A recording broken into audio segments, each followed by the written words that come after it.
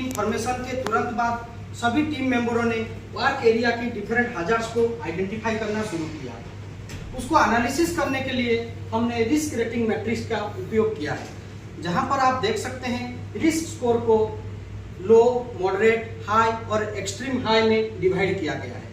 जिस हजार्ड को हम एनालाइज करना चाहते हैं उसका मैक्सिमम सीवियरिटी क्या हो सकता है और उसका घटित होने का मैक्सिमम प्रोबेबिलिटी क्या है, दोनों का मल्टीप्लिकेशन से जो नंबर आता है उसे हम रिस्क स्कोर कहते हैं। टीम प्रयोग ने कुल 52 हजार्ड को आइडेंटिफाई किया, एनालाइज किया और उसका रेक्टिफिकेशन किया।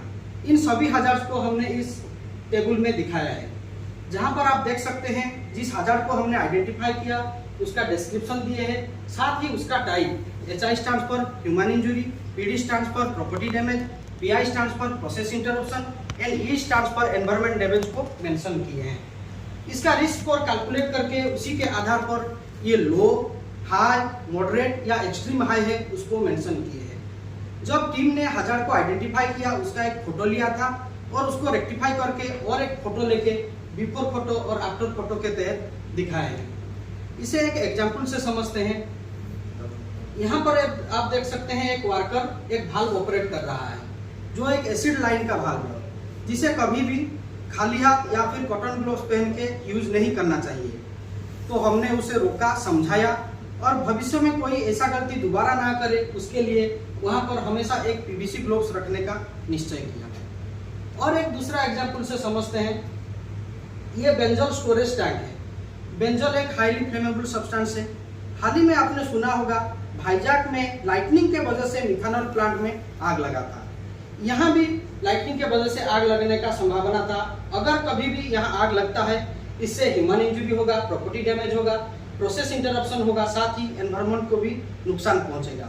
इसीलिए हम अपने DSO और HOD से बात करके वहाँ पर लाइटनिंग अरेस्टर का प्रबंधन करवाए जो पहले नहीं था।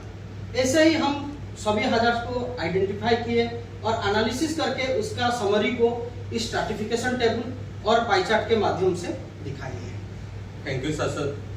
CCD के बारे में अवगत करने के लिए हमारा टीम 52 हजार्ड्स को आइडेंटिफाई किए, जिसमें risk score, pass incident, frequency of hazard, worker concern and suggestion के आधार पे हमने प्रॉब्लम सिलेक्ट किया और प्रॉब्लम था सिलपोर्ट बार बार ब्रेक होना।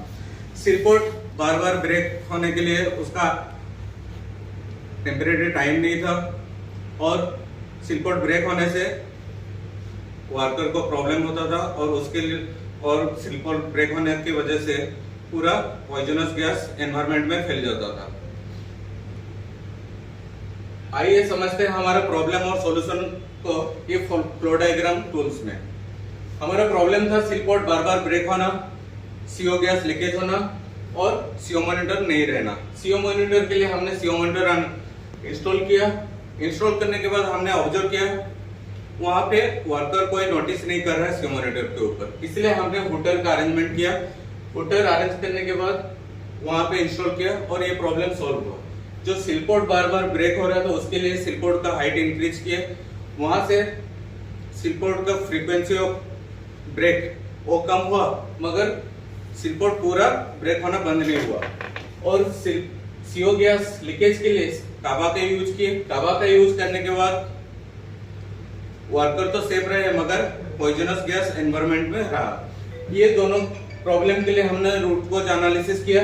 रूट कोज एनालिसिस में पता चला कि बेंजल स्क्रबर पार्शियली चौक था, इसलिए हमने ओवरऑलिंग का प्रस्ताव रखा।